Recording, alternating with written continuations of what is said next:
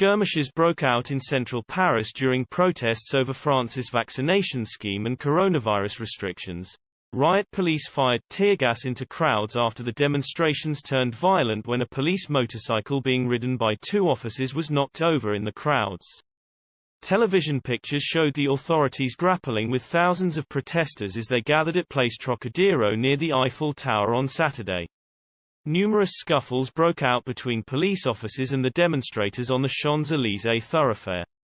At another protest, urged on by far-right politicians in West Paris, protesters opposed to measures to curb the spread of COVID-19 unfurled a banner reading, "Stop the Dictatorship," and more protests broke out across France, including in Marseille, Montpellier, Nantes and Toulouse. An official conceded that the protest movements against Emmanuel Macron's government's coronavirus restrictions are growing. They said 161,000 people had marched against the French president's clampdown on the spread of the virus, up from 114,000 a week earlier.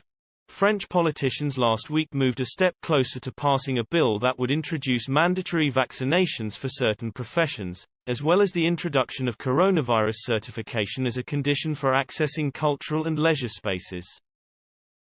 The French Senate late on Saturday approved the bill but introduced changes to the government's draft plans to exempt minors and remove outdoor spaces at restaurants and cafes from the scheme.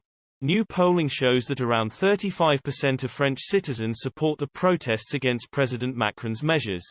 The erupt study found that 49% were opposed to the growing movement against the restrictions. It was found that almost 80% of people who refused to take up an offer of a coronavirus vaccine are in favor of the demonstrations.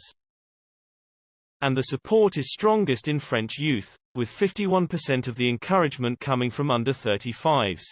The erupt survey, carried out for the Le Journal du Dimanche newspaper, questioned 1,002 participants aged 18 or over between July 20 and 21. President Macron is expected to press on with his plans despite the growing public discontent. His government says vaccines are needed to protect vulnerable people and hospitals as infections soar amid signs of another wave sparked by the Delta variant. Their law requires all workers in the healthcare sector to start getting jabbed by September 15 or risk suspension. The health pass to enter all restaurants, trains, planes and some other public venue will initially apply to all adults.